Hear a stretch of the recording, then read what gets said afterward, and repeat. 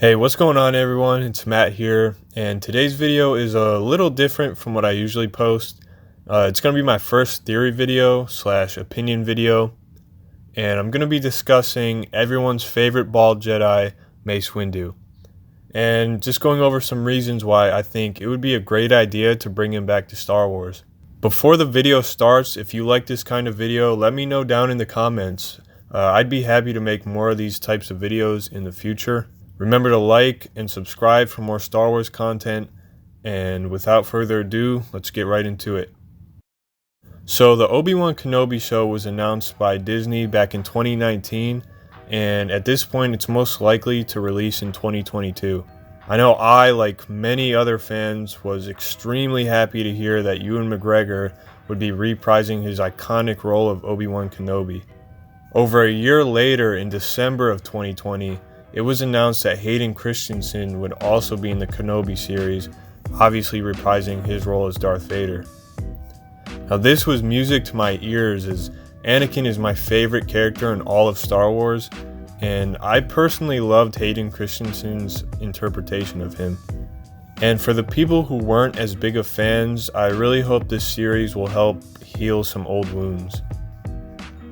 So not too long ago, Disney revealed the main cast of the series, including the actors who played Uncle Owen and Aunt Beru in the prequels. So with so many characters returning for the series, there's one question that I know I and probably a lot of other fans are left with, and that's who else will be in the show as a surprise cameo. Now there's a lot of obvious options that we may see, such as Ahsoka, maybe a young Luke, Emperor Palpatine, Yoda, Maul, or maybe even Qui-Gon as a Force ghost. But the one character that I personally want to see brought back to Star Wars more than anyone else is, you guessed it, Mace Windu. Now I know the last time we see him, he's being hurled out of a window with Force lightning coursing through him in Revenge of the Sith. And up until now, it's assumed that he died when this all took place. But I have a few reasons why I feel like bringing him back and having him survive not only makes sense, but would be a huge win with this series. Now let me start off by saying I'm not a huge fan of when franchises bring back characters that clearly should be dead just for fan service and, shock value. Like when the sequels decided to bring back Palpatine, which I think is the biggest spit in the face to Star Wars fans and the laziest move they could have pulled, but we can save that rant for another video. And of course the Boba Fett series is coming out, and with him being in The Mandalorian, it was revealed that he survived the Sarlacc pit in Return of the Jedi, which I'm more neutral about them bringing him back. I personally think he should have stayed dead and they should have done a series on his life when he was in his prime, but it'll be interesting to see what they do either way. The one character that I feel that the way they handled bringing him back was perfect was Darth Maul, which is ironic because he arguably had the least believable shot at surviving. I mean, he literally got cut in half. But what they did with him in the Clone Wars was so amazing. It completely transformed him from, being a cool looking character that can do a bunch of flips to being a key part of the Star Wars story and one of the best characters in general, in my opinion. So why do I think Mace would be perfect to bring back? Well, first of all, the timing is perfect. With Star Wars deciding to bring back so many loved actors from the prequels, it would make sense that if you're going to bring back Mace Windu, you would do it now with Samuel L. Jackson in live action. Having all the prequel characters on screen together with better CGI and new technology would just be so cool to see. Another point is that Mace easily could have survived what happened to him in Revenge of the Sith, in my opinion. We tend to see a trend of limbs being cut off throughout Star Wars, and poor Mace wasn't excluded. But so many times we have seen characters make full recoveries. Anakin, Luke, Count never mind. I mean, Darth Maul got cut in freaking half and fell down multiple stories into a pit of darkness. But, he still survives. Mace, at this point, was one of the most powerful Jedi on the Council, second only to Yoda. We've seen Force users fall from extremely high distances and make huge leaps using the Force, so to say that Mace didn't have the ability to land safely is just ridiculous. Now, to address the lightning, which some people can say that's what killed him, or maybe it knocked him unconscious and that's why he fell to his death, all I gotta say to that is look at Luke in the end of Return of the Jedi. At this point, Luke, although he's well trained and skilled, is nowhere near as powerful as Mace was in Revenge of the Sith. In Return of the Jedi, Luke lays there and takes multiple shots of Force lightning for a much longer duration than Mace did. Luke didn't die, Luke didn't even pass out. He was able to hold on long enough, even while being very early into his life as a Jedi. So that's the main reason why I think Mace could have easily survived what happened to him. There could be endless amounts of reasons why Mace never went back to confront Vader or Palpatine. Maybe he was simply too weak after what happened. Maybe he did eventually black out and was kidnapped. Maybe by the time he came to, it had already been days and it was too late at that point. I think they could easily come up with a valid explanation of why Mace decided to flee. So that was more the logical explanation for bringing him back. Now we'll get into why I think it would be amazing for Star Wars fans to see and how they could possibly do it. So, as we all know, Anakin was not very well received from the Jedi Council when he was introduced as a young child by Qui-Gon, especially by Mace Windu. Throughout the prequels and the Clone Wars, it's clear that Mace does not like or trust Anakin, and Anakin knows this. There was always a tension between both of them, but of course they were ultimately on the same team. Mace was constantly pushing Anakin to do everything by the Jedi Code, and to only live strictly by the Jedi Code.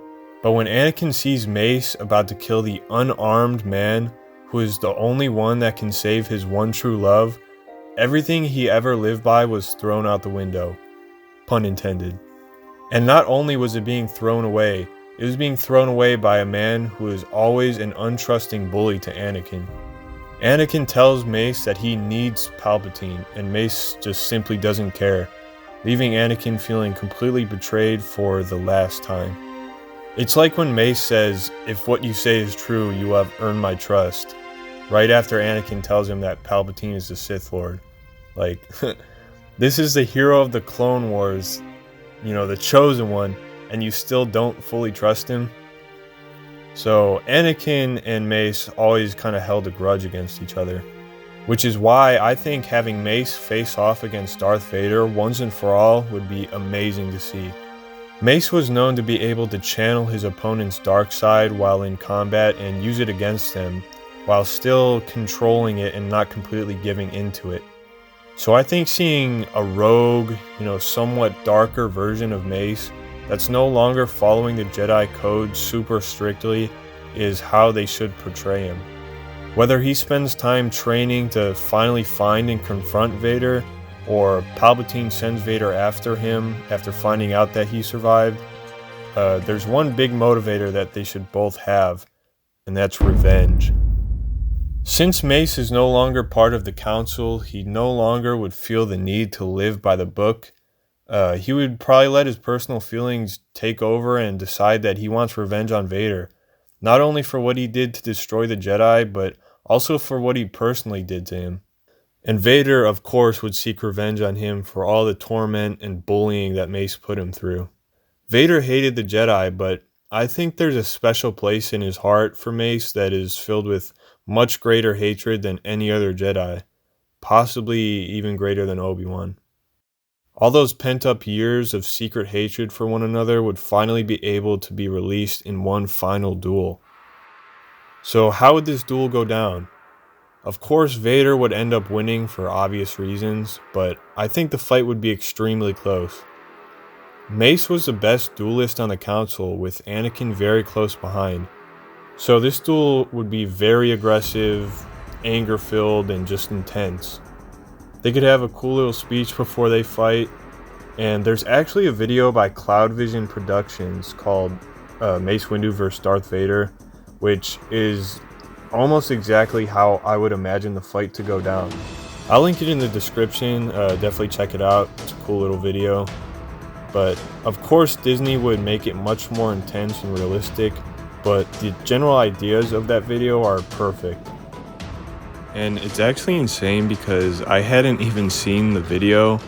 You know, when I was going over in my head kind of how I would like to see it go down, I just ended up finding the video because I was just looking up different videos and stuff like that, seeing you know, what other people were saying about it, or if anyone had made those types of videos like fan creations. Obviously there's this big Star Wars theory one, but I ended up finding that video and it was just insane how similar our ideas were, and you know, how we would both imagine this fight going down. So I thought that was kind of crazy. So obviously I'm not the only one that wants to see it. They would trash talk each other, talk about how they never liked each other, and eventually Vader could lose his helmet after taking some sort of hard hit, maybe a lightsaber strike or, you know, rocks hitting him or something, revealing not only the iconic battle damage Vader outfit that I think we all would love to see on screen, but also Hayden Christensen's face. How amazing would it be for Hayden Christensen playing Darth Vader to look Samuel L. Jackson in the eyes as he plunges his lightsaber through his chest, killing Mace Windu once and for all? I mean, as a Star Wars fan, I don't think it would get much better than that. I would probably have a freaking nerdgasm. Both Sam Jackson and George Lucas himself, yes, that's right, the creator himself, have said that Mace Windu is not dead.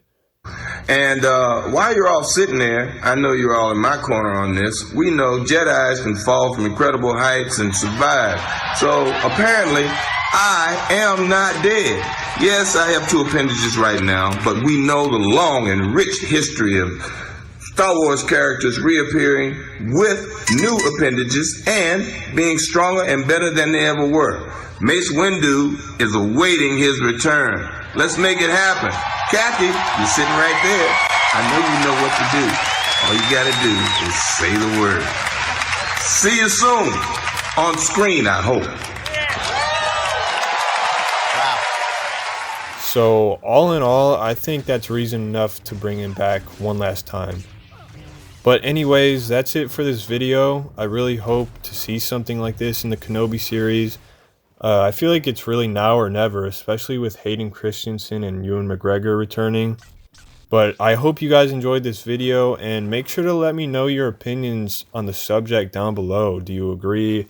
Do you disagree? Just let me know why down below. But anyway, thanks again for watching. I'll see you guys in the next video. Peace.